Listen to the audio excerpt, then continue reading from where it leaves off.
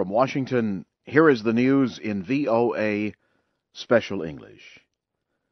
Al-Qaeda-linked Islamist militants in Algeria are holding as many as 41 foreign hostages.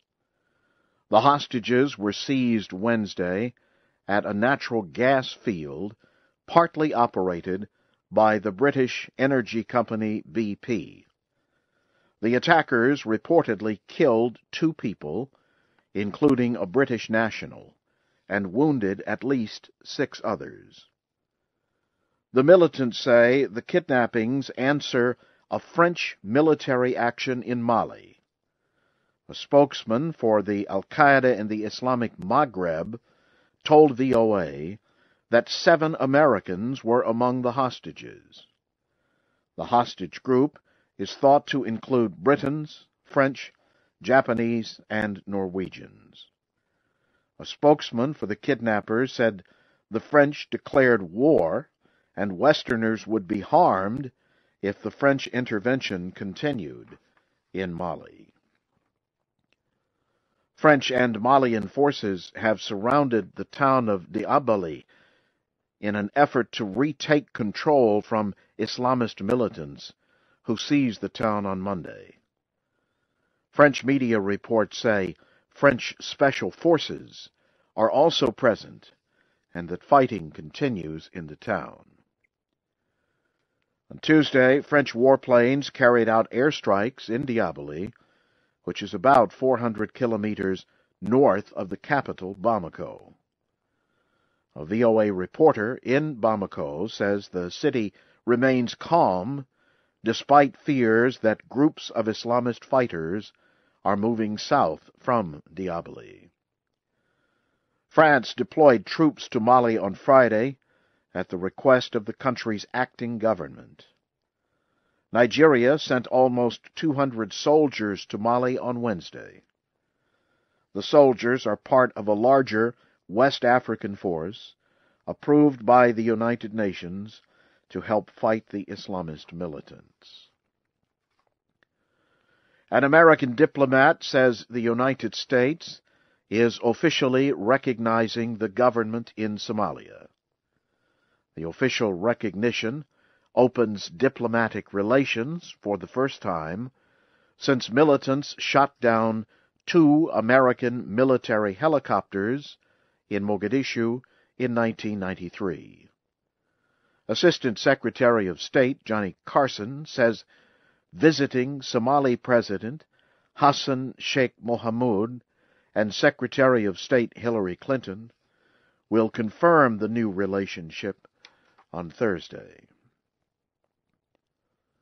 A series of attacks in Iraq killed at least 29 people Wednesday. It was the deadliest day of violence to take place in the country this year.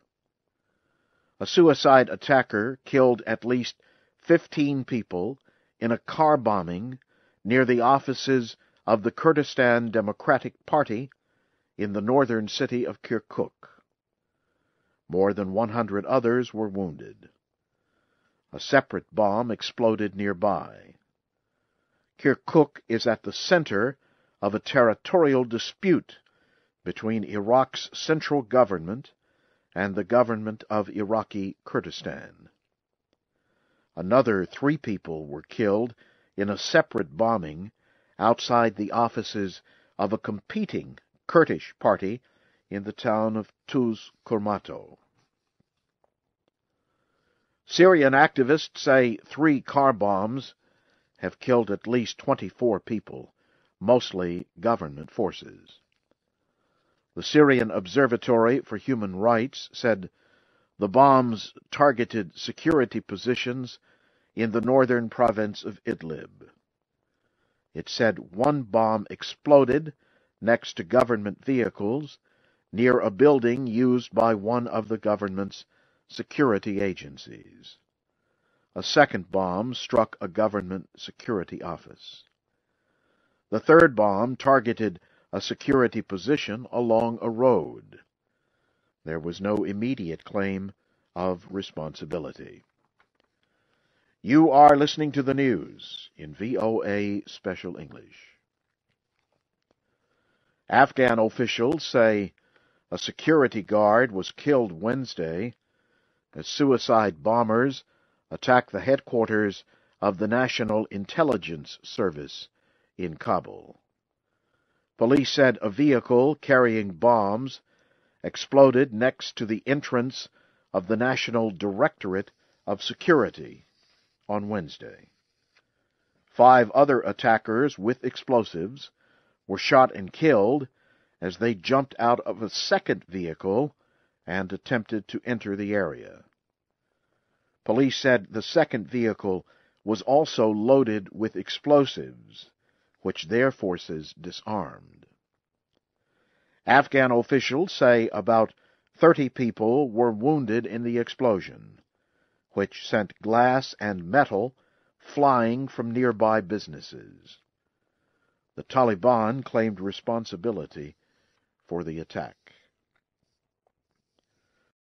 Afghan officials say they have arrested 6 security guards. The men are accused of being involved in the rape of a 15-year-old girl in a women's affairs office earlier this week. Officials in Daikundi province said the attack took place Monday night. They say the girl's health is not good, and she could be sent to Kabul for treatment. Provincial Security Chief Razak El-Khani says they are still investigating.